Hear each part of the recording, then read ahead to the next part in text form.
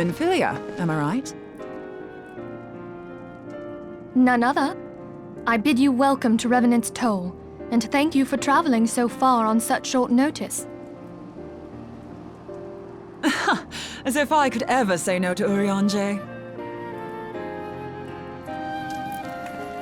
Moonbreeder is an accomplished Sharlayan scholar and an authority on aetherite technologies. She has played an invaluable role in our search for a means to capture Ascian souls. Charmed, I'm sure.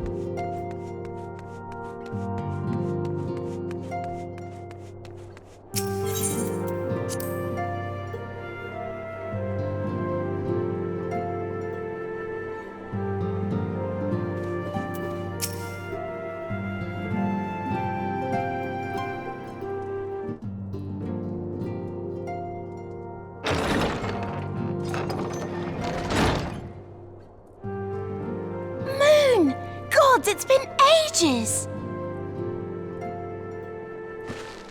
Oh, longer, sister!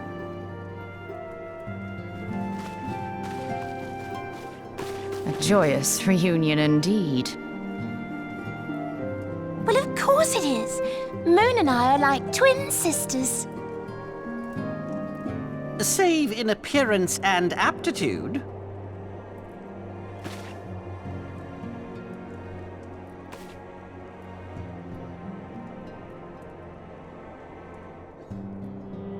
Everyone, if I could have your attention. We have with us an esteemed guest who has come from Sharlayan to assist us. I bid Moonbreeder join us here that she might share with us her extensive knowledge of Aetherites. Also, as many of you are already aware, she has been overseeing our research into white auricite, a sample of which she has been good enough to bring with her.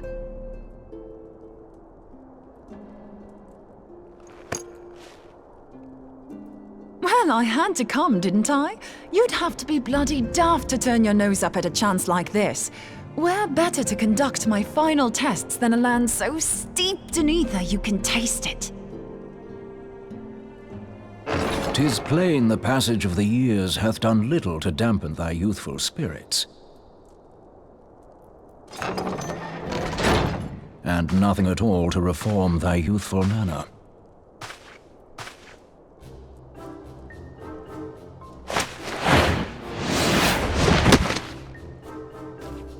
Oriange, where in the hells have you been hiding? Unhand me.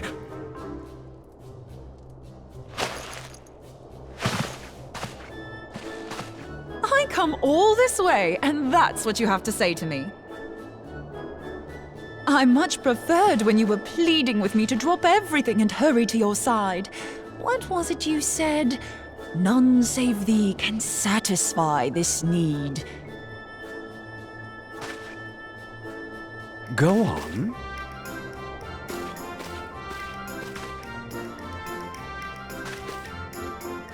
Thine artless attempts to misrepresent mine all too innocent motives do thee little credit.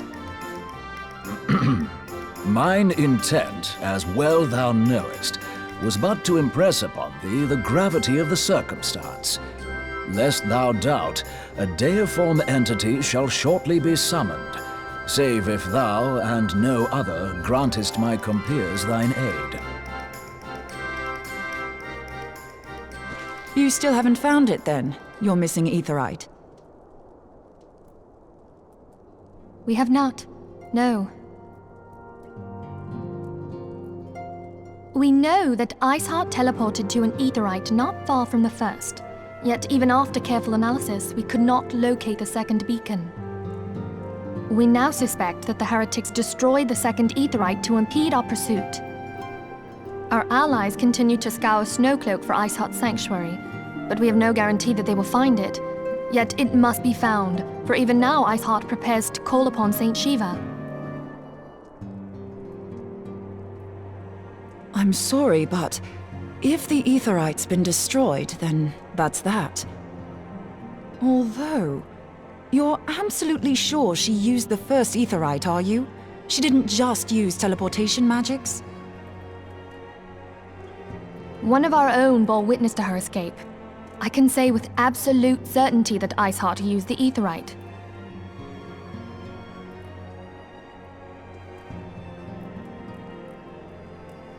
In that case, there might be a way, so long as the ethereal current is still flowing.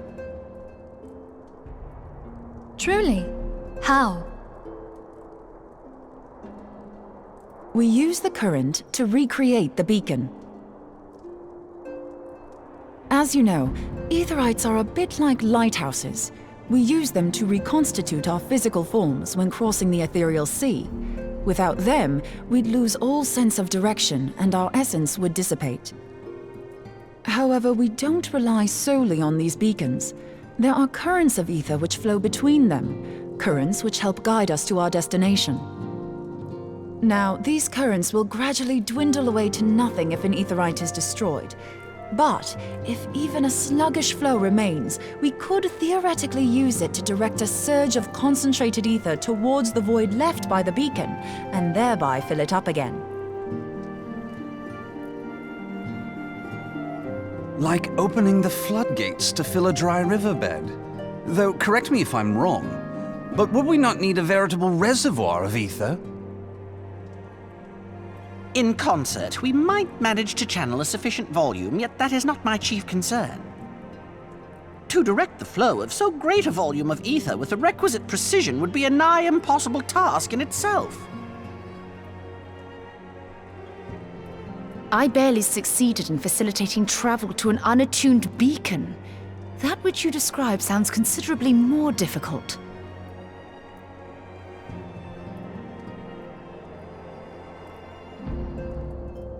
And dangerous. Every person who has attempted to teleport in this fashion has died in the process. They, however, did not have white auracite at their disposal. I can use it to channel all the ether you can give me into the aetheryte. However, white auracite cannot retain ether for an extended period of time, so we would need to infuse it immediately beforehand. Just so you know, I'd confidently give this plan better than even odds of success. And if the worst comes to worst, your people won't suffer.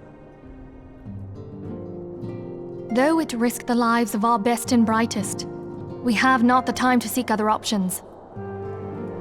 If the ethereal current still flows, we shall carry out Moonbreeder's plan. That's the spirit. Let's roll the dice.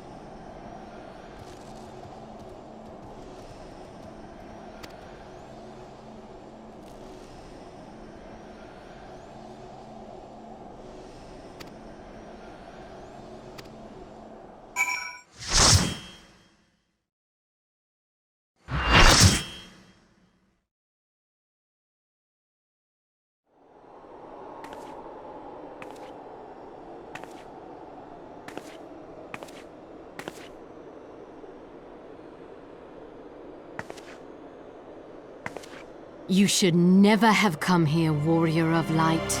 I labor only to forge a lasting peace. A peace you would deny us out of ignorance and blind faith. No matter. If it is our fate to be at odds, then it is mine to strike you down. We whom gods and men have forsaken shall be the instruments of our own deliverance. Partake of my flesh. Fill this vessel with your light. Walk amongst your brothers and sisters once more. Oh, Saint Shiva, still the hatred within our hearts and bless us with eternal grace.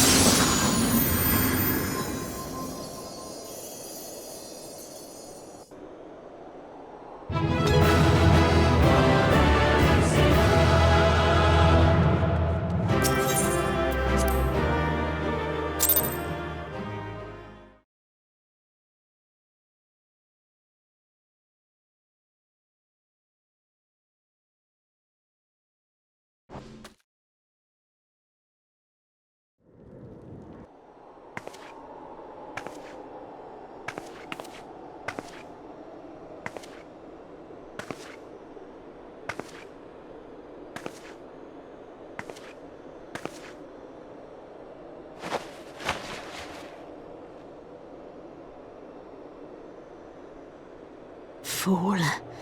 Blind, bloody fool.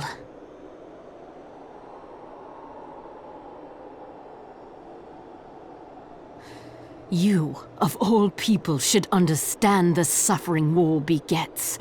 That no sacrifice is too great if it brings an end to the violence. Mine is the righteous cause.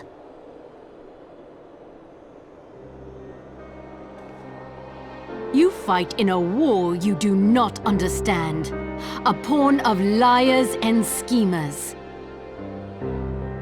And they are no less ignorant than you, following the creed of their fathers without question, never thinking to ask why. Trapped in a delusion of their own creation, and blind to the truth.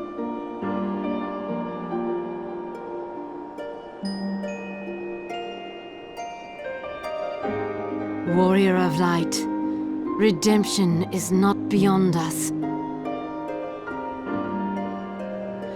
We who walk before may lead those who walk after.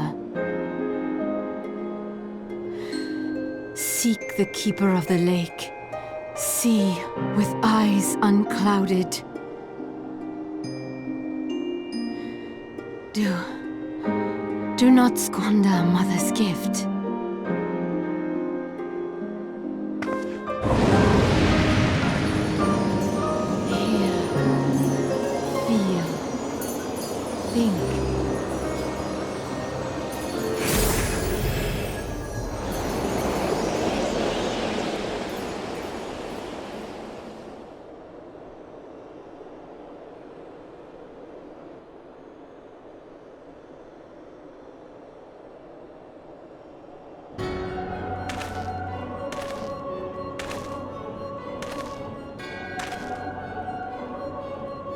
And so the vessel withdraws, a predictable outcome. Nevertheless, La Habrea will be pleased. How unfortunate.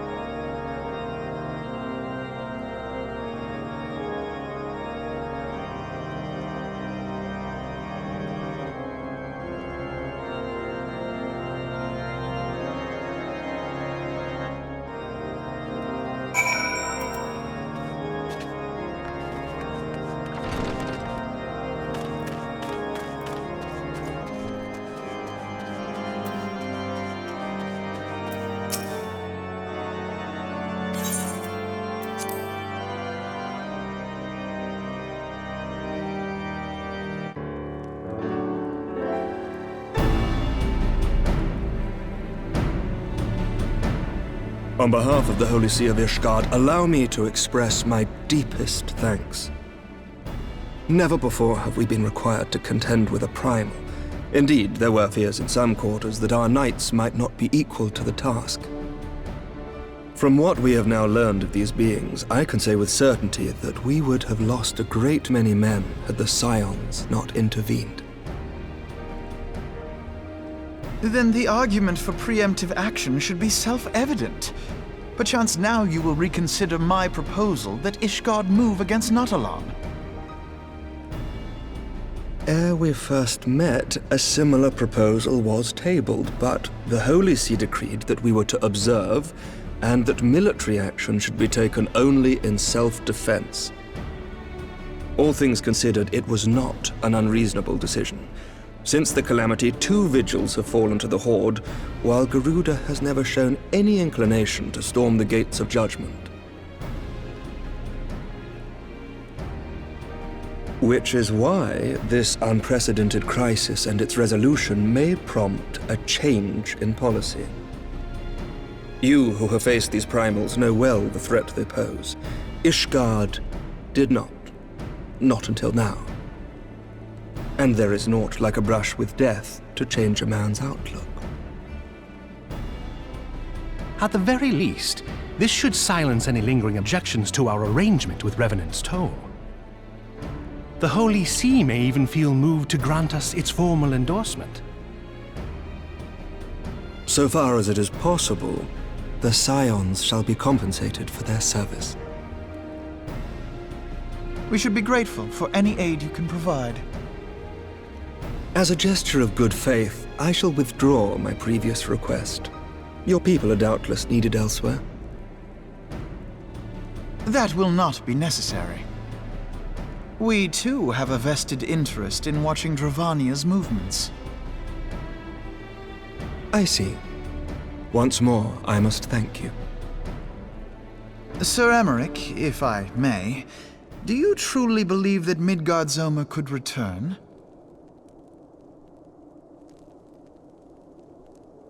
The heavens are a window unto truth, but those who interpret their movements are not infallible. I requested your involvement as a precautionary measure. But of course! You sought an excuse to compensate us from the first, mindful of what would happen if Revenant's Toll were taken by your enemies. Ishgard is not wont to aid its neighbors, but that does not preclude it from manipulating them to serve its own interests. Choose your next words carefully.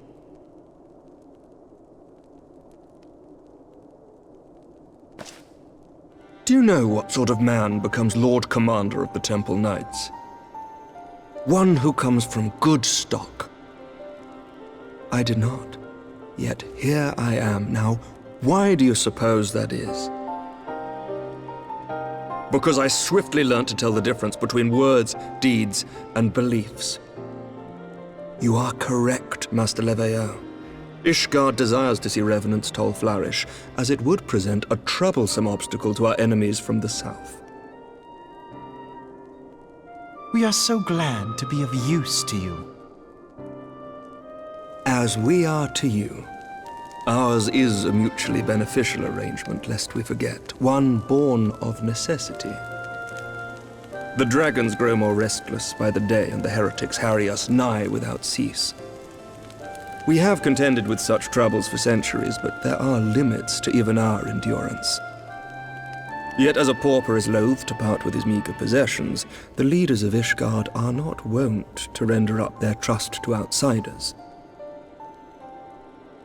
But with perseverance on our part, they may yet be made to see the light. Nevertheless, one must take care when walking the road less traveled. Wise words, Sir Emmerich. I shall make a point to remember them. I must apologize for my earlier outburst. I hope it will not sour our good relations. Not at all. You but spoke from the heart. I trust you understand that at times my duties may prevent me from meeting with you. On such occasions, my second-in-command will speak for me.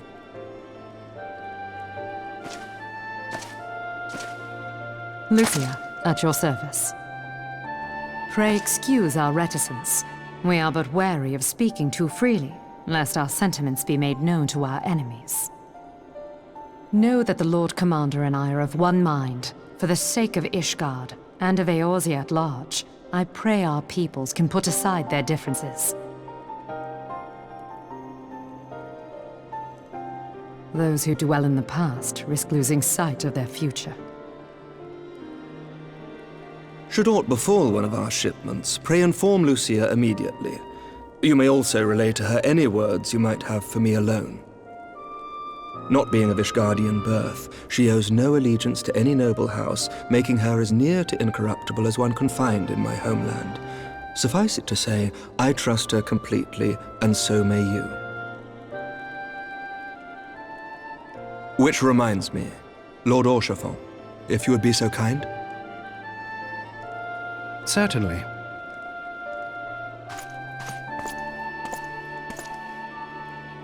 In times such as these, trust is ever in short supply. Mayhap this will go some way to rectify the problem. The results of our investigation into the heretics' recent attacks, as well as our interrogation of the merchant you detained. Sir Emmerich, I cannot thank you enough. Think nothing of it. Ishgard may be many things, but it is no friend to Garlemald. Did I not tell you to have faith, my friend?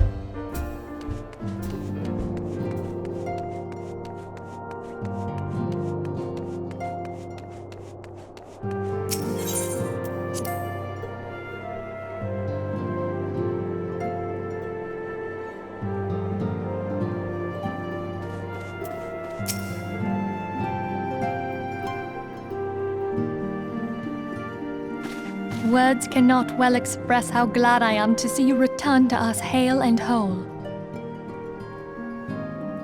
Needless to say, I am most eager to hear your account of that which occurred in Kurthis, assuming you're ready to speak of it. Excellent. I shall summon the others at once.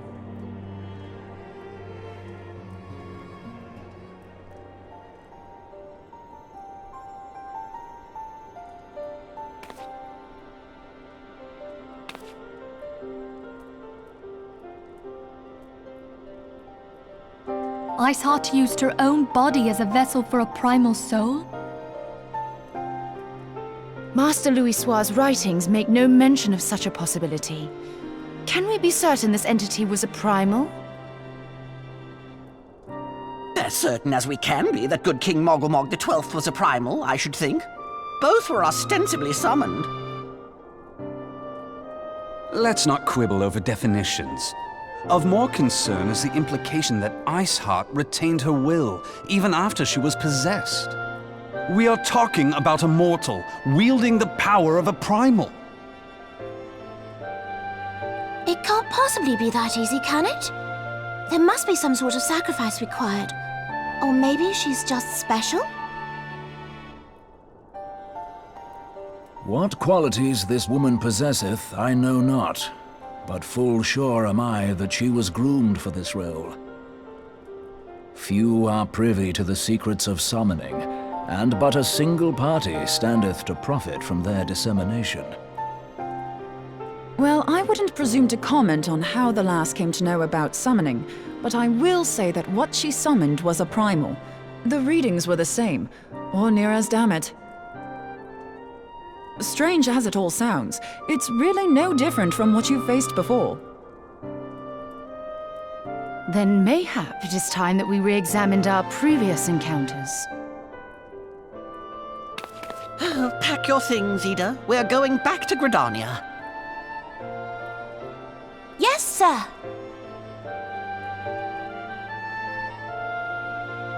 About Iceheart's final words to you. Hear, feel, think. Hydaelyn speaks to her as well. If Iceheart is blessed with the power of the Echo, she will doubtless have used it to further her goals. Or could it be that it was a revelation granted her by the Echo which first set her on this path? She did say that the Ishgardians were blind to the truth. Do you think she has knowledge of the origins of the Ishgardian-Dravanian War? It would do much to explain her unwavering conviction. Did not the Lady Iceheart implore thee to seek the Keeper of the Lake? And did she not imply that in so doing thou wouldst come to see with eyes unclouded? Midgard-Zoma was a king amongst kings who reigned for centuries on end. But he is dead and his wisdom lost to the ages. Unless the Ishgardians' fears are well-founded. It would seem we have yet another reason to stand watch over the Keeper of the Lake. For a mercy, we are well positioned to do so. Iceheart, Shiva, Ascians, and Midgard-Zoma. I shudder to think how they're all connected.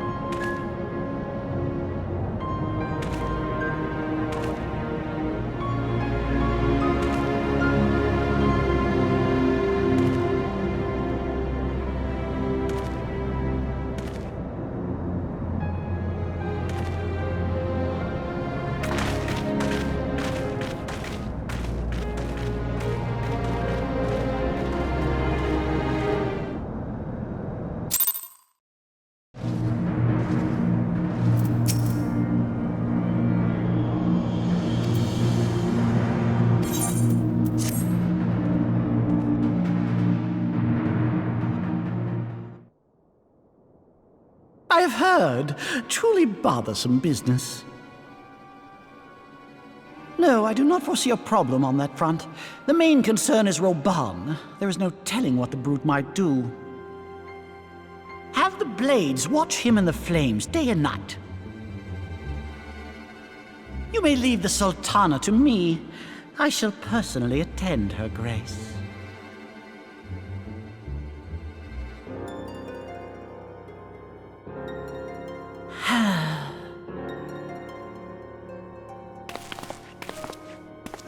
Sever one of the East Aldenard trade routes. That ought to keep Lolorito occupied for a while.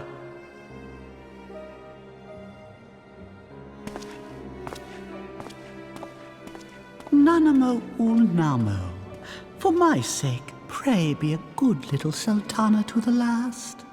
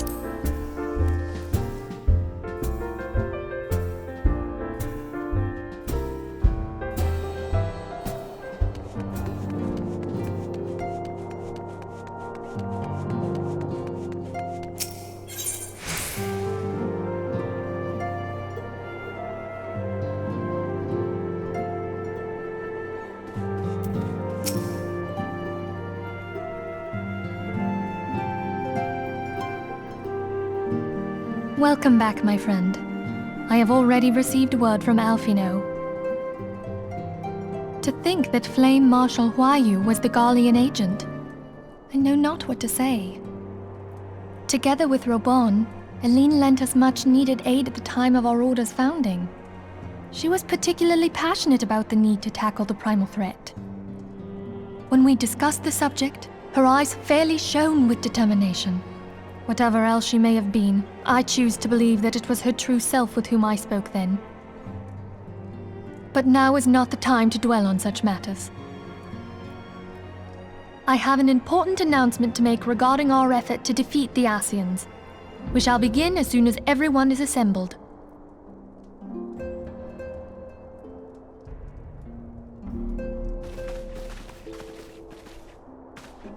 My thanks for coming, friends. Moonbreeder, the floor is yours. By now, I'm sure you're all familiar with white auracite, the miraculous material that'll allow us to capture Asian souls. Back at Snowcloak, we verified its ability to absorb vast amounts of ether. Alas, it leaves something to be desired in the area of stability. The stone can only store ether for a short while before expelling its contents.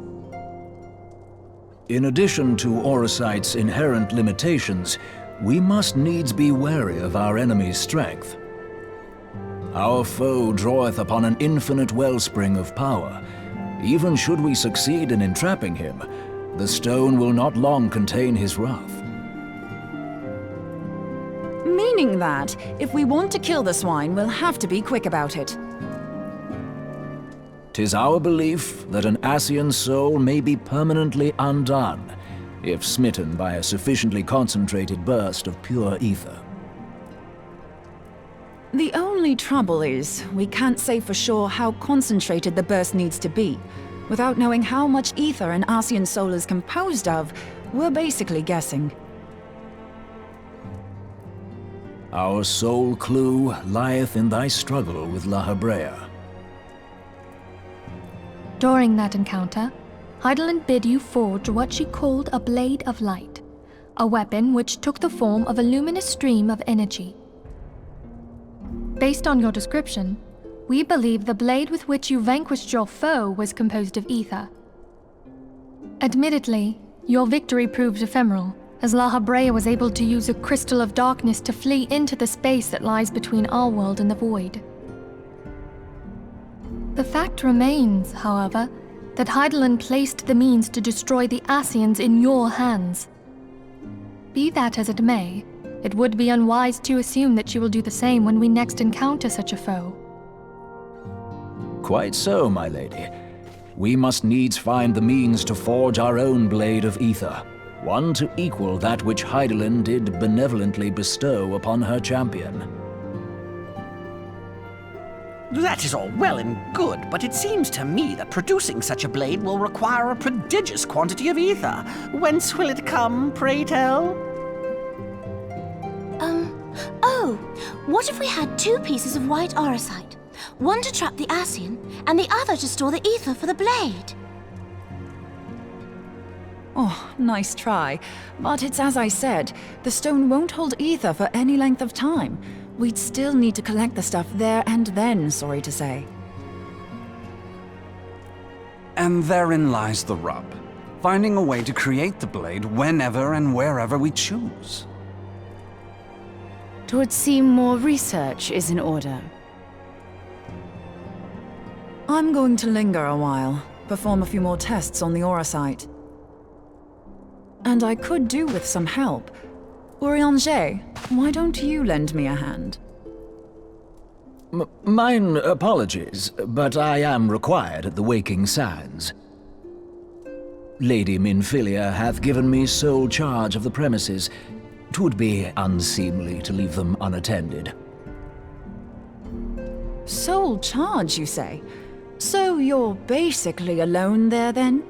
Well, that settles it. I'll just have to come to you.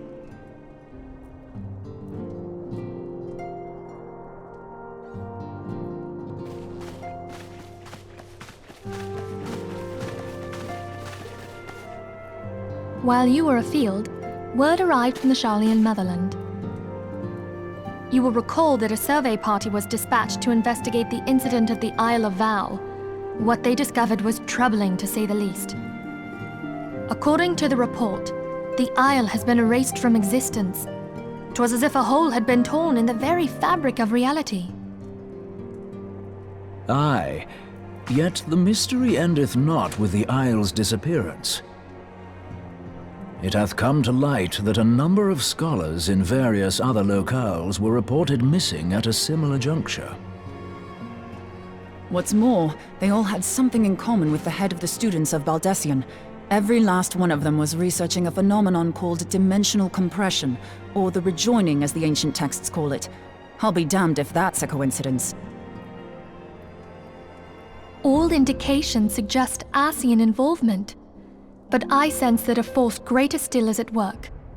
The entity the dark beings call the one true God.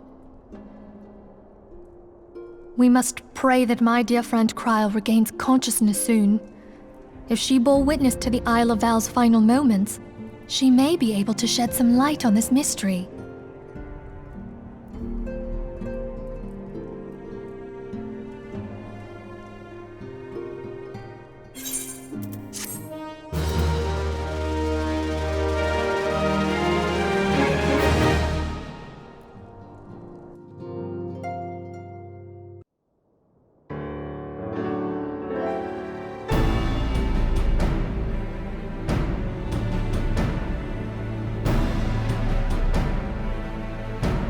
Following the calamity, the forces of the 14th Imperial Legion entrenched themselves in strategic locations across Eorzea.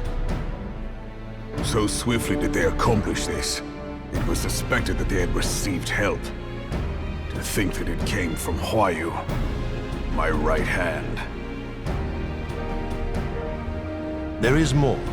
We have reason to believe that Huayu didn't deal exclusively with the 14th.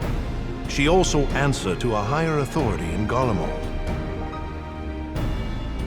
But this higher authority could not have been the Emperor. By consenting to the Media Project, Solus Zos Galvus showed himself to be more concerned about preventing the spread of primal influence than claiming Eorzea for the Empire. He would happily have seen the lot reduced to ash. We believe a number of high-ranking figures within the royal household were against the decision, but that they knew better than to oppose the Emperor openly. Of course, this didn't prevent them from making clandestine provisions, in which Huayu played a part. Alas, these provisions did not prevent Dalamud from falling, and the ensuing chaos changed the face of the realm forever. Yet Eorzea survived. To all intents and purposes, the Meteor Project had failed, and the Empire was left to rue its lack of a decisive means to eliminate the primals. Until, that is, it stumbled upon the Ultima weapon. Even before the accursed thing was dug up, it seemed to me the 14th had the might to overwhelm our weakened armies. Yet they chose to hide behind their walls. Why? The Black Wolf was wary of making the denizens of Eorzea desperate, lest more primals emerge to bleed the land. The discovery of the Ultima weapon, however, emboldened him to resume his war of conquest in earnest. But there was one in Garlemald who believed that Van Belsar's actions were premature. One who stood higher in the Imperial Army's chain of command. He ordered the Legatus to halt his advance, only to find that the Black Wolf had slipped its leash, and that the 14th now acted alone. In a bid to bring Van Belsar to heel, he used the agent he had planted in Ul'dah prior to the Calamity to undermine the Legion's efforts. A man who outranks Van Belsar, yet opposed the late Emperor's decision to annihilate Eorzea. This could only be the former High Legatus of the Garlean army, now known as Emperor Varus Zos Galvus. So he was Huayu's true master. But one of several in actual fact. We've learned that even as Huayu served the Empire's interests, she sold Imperial secrets to a certain faction in Eorzea. In so doing, she helped to maintain the status quo, thus prolonging the conflict. Considering who stands to profit from war, it isn't hard to imagine who her other masters were. 7 hells! You mean to say that she was a double agent? Triple, if you consider her services to Van Belsar and the new Emperor as separate. As neatly as these pieces seem to fit, one aspect of the puzzle remains unclear to me. By whose will was the Marshal feeding intelligence to the heretics? And try as I might, I fail to see how aiding their cause would profit either her Imperial or monetarist masters. Could it be that another hand is at work here? If so, Huayu must be made to reveal whose it is.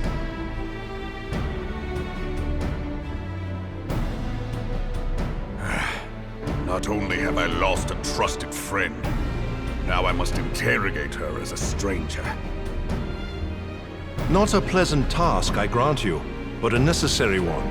Unless we weed out the ivy, root, stalk, and stem, it will simply grow back. I know that full well.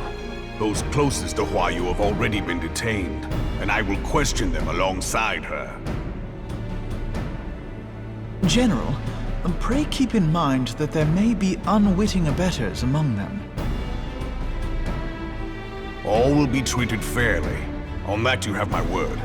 Those who are innocent have no cause to fear. You have ever been a friend of truth, General. I hope the unpleasant task of weeding out falsehood will not detain you too long. Though it be for the sake of Eorzea, doubting one's comrades is poison to the soul. And with that, I take my leave.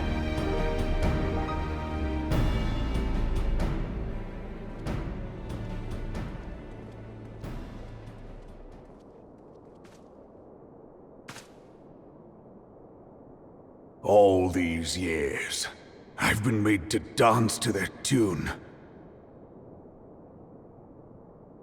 How could you, Huayu? How could you side with them?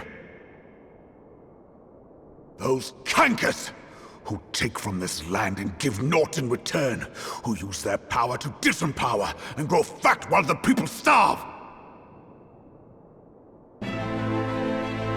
I know you can hear me, monitorous scum! Your crimes will not go unpunished! One day I will purge this land of your sickness! Before the eyes of the 12, I swear it!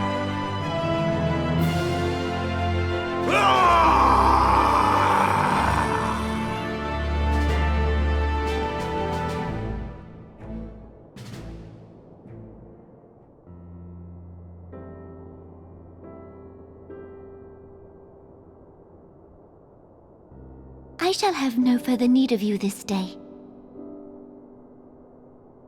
Your Grace.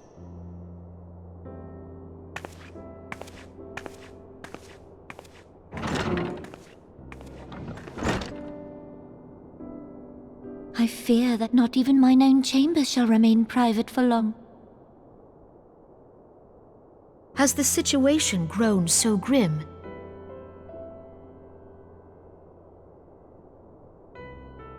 Ever since he proposed the Cartano Reclamation Bill, Teleji Adeleji has risen to greater prominence upon the backs of impoverished refugees.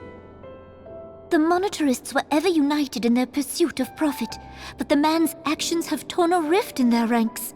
They snap at each other as rabid dogs. Yet now is not the time to be bickering among ourselves.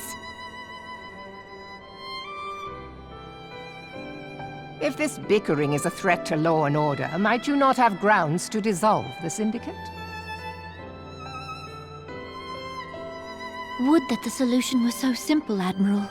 Alas, my moving to dissolve the Syndicate is certain to spark outrage among the influential merchant class, whom the Cabal represents. This would serve to exacerbate the current unrest, and peace would slip still further away. Be they rich or poor, natives or refugees, all who reside in Ul'dah have a right to pursue happiness. It is the duty of a ruler to protect this right. If I am to perform my duty, I must needs tread warily. It would not do to make enemies heedlessly. Were Lord Lolorito here, he would doubtless say that I have my head in the clouds. A ruler is required to take a wide view. Try as we might to cater to all needs, some will inevitably be overlooked. As such, there shall ever be citizens who feel aggrieved. It cannot be helped. But as you have informed us, the monetarists take no view but their own. They hunger for power while the masses starve. In the absence of a common cause, it seems beyond any one individual to make Ul'dah whole.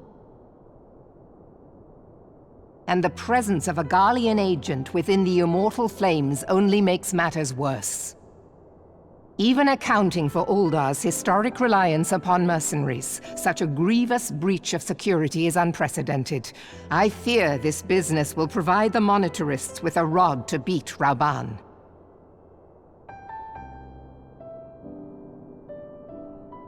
Eorzea can ill afford for the Immortal Flames to be dampened now. Ere long, the Garleans will turn their ravenous gaze toward our lands once more. If we are to resist their might, our nations must stand together. Yet for this to happen, our nations must be whole. Cannot be done to improve the situation in Ul'dah.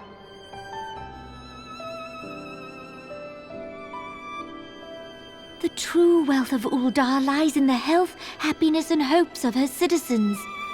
Alas, the citizens shall never know these things, so long as their lives are ruled by the ambitions of the few.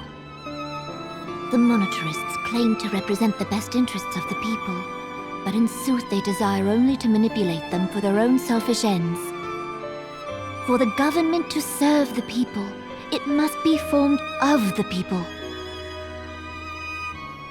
For Uldar to move forward, it is not only the Syndicate that must be dissolved. Nay, you jest.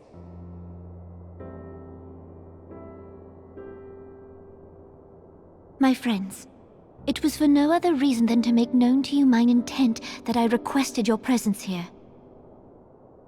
When I make my declaration to the people, chaos shall inevitably ensue.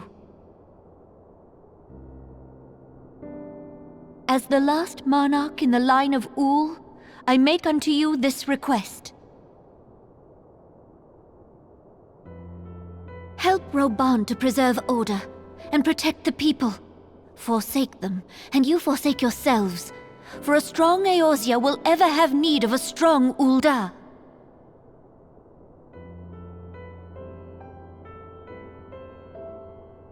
Your Grace, are you certain of this? There is no other way. When the time is ripe, the nation shall become a true republic. Both royalists and monetarists shall cease to be. Uldar will no longer belong to kings or queens or merchant princes, but to her people.